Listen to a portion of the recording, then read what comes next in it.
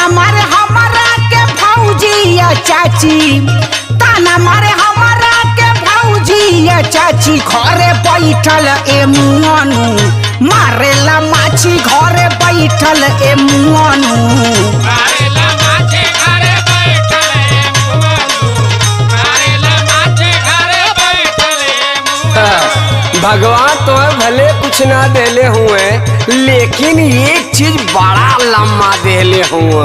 आयल हुआ हमसे दुअर्थी बतियावे, कौन चीज लम्मा हो?